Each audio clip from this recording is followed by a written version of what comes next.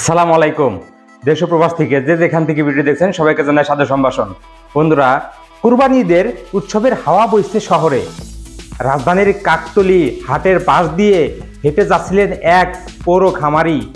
চোখে ছিল তৃপ্তির দীপ্তি, কাঁধে এক ছোট ব্যাগ, আর মনের ভিতর গর্জন করছিল বিজয়ের সুর।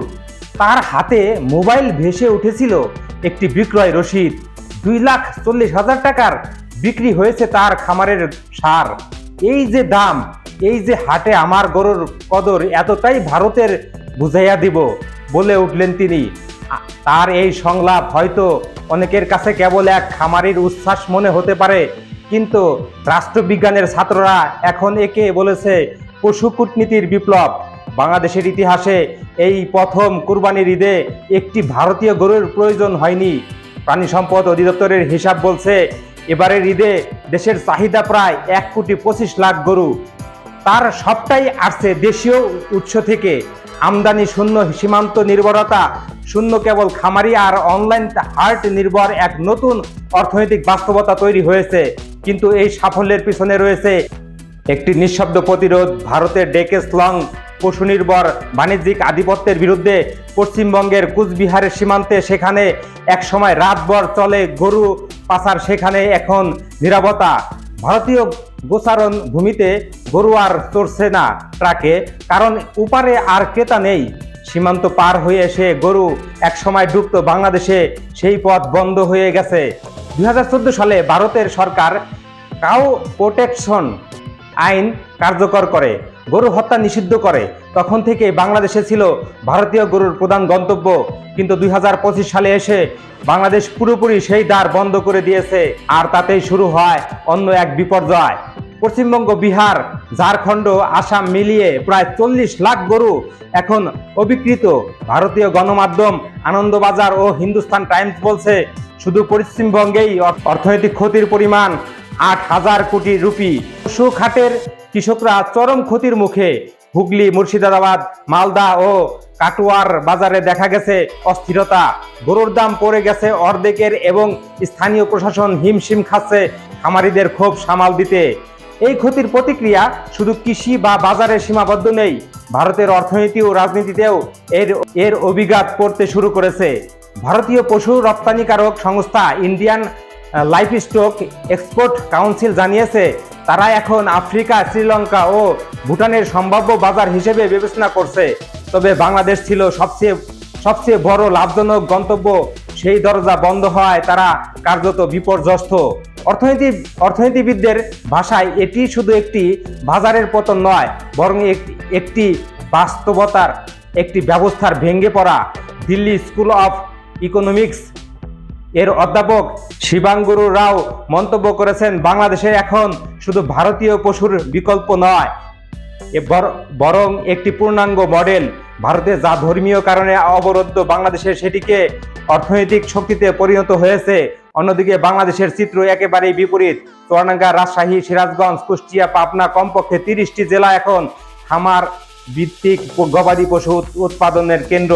লাখ লাখ খামারি তাদের গরু বিক্রি করছে অনলাইন হাটে, পাচ্ছেন স্বাস্থ্য সার্টিফিকেট, ডিজিটাল মূল্য যাচাই, এমনকি ডোর টু ডোর ডেলিভারি সুবিধা।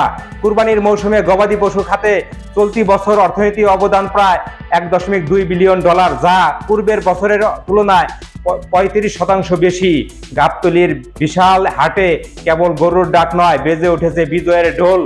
সরকারি সূত্র বলছে 2026 সালের মধ্যে বাংলাদেশ দক্ষিণ এশিয়ার শীর্ষ গরু রপ্তানিকারক দেশ হতে চায়।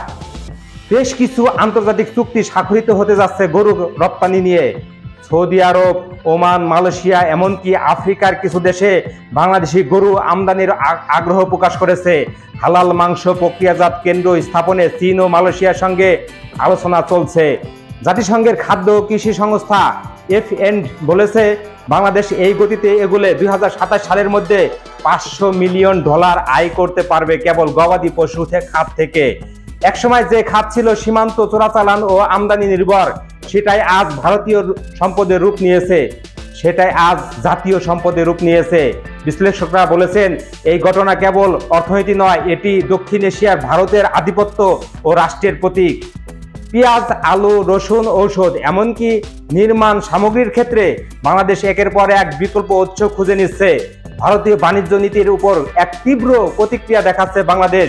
দক্ষিণ এশিয়ার অন্য রাষ্ট্রগুলি বাংলাদেশের মডেলকে অনুসরণ করতে চাইছে। নেপাল, শ্রীলঙ্কা, এমনকি পাকিস্তানও এখন বাংলাদেশের পশু রপ্তানি আগ্রহ দেখাচ্ছে। মে মাসের এক ভোরে পশ্চিমবঙ্গ সীমান্তে ধারে হাঁটছিলেন ভারতীয় এক বিএসএফ কর্মকর্তা। দূরে দেখতে পেলেন গরু ভর্তি খোলা মাঠ, কোনো ট্রাক নেই, পাচারকারী নেই। সেই রাতের চিহ্ন।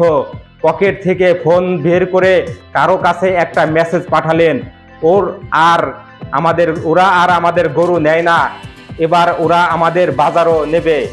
হাতের উপরে তখন একটি coupon departmental memo, premier policy for regional livestock competition. এদিকে ঢাকায় এক নীরব কক্ষের জানালায় দাঁড়িয়ে প্রফেসর ডক্টর ইউনূস তাকিয়ে আছেন। চট্টগ্রাম বন্দরের কথা ভাবছেন। ফাইল পৃষ্ঠার লেখা এক্সপোর্ট করিডর, হালাল ডিভিশন, তার নিচে লাল কালি দিয়ে লেখা phase 2 livestock vaccine and genetic autonomy. Bangladesh নীতি নির্ধারকরা জানেন, গরু পাঠিয়ে যুদ্ধ জেতা যায় না, জেতা যায় নিয়ন্ত্রণ কায়েম করে। সেই নিয়ন্ত্রণ এখন জিনতত্ত্ব, ভ্যাকসিন ও উন্নয়ন জাতের মালিকানায়। দক্ষিণ এশিয়ায় শুরু হয়েছে নতুন এক যুদ্ধ। গরুর লড়াই দিয়ে যার শুরু পরিণতি হতে পারে বাণিজ্যিক আধিপত্যের এক অভূতপূর্ব পরিবর্তনে। এখন প্রশ্ন একটাই, বাংলাদেশকে রপ্তানি শত্রু হিসেবে মানতে, নাকি এই সুনামির নিচে চাপা পড়বে তাদের গোমূত্র ভক্ত বিজেপির নেতা মোদির অহংকার? বন্ধুরা, এই ছিল আজকের ভিডিওটা। কেমন লাগলো কমেন্ট করে জানাবেন। যারা এখন পর্যন্ত আমার চ্যানেলটি সাবস্ক্রাইব করেন নাই, সাবস্ক্রাইব করে দিবেন। আর যারা অলরেডি সাবস্ক্রাইব করেছেন তাদেরকে জানাই অন্তরস্থল থেকে ভালোবাসা। ভালো থাকবেন, সুস্থ থাকবেন। আল্লাহ হাফেজ।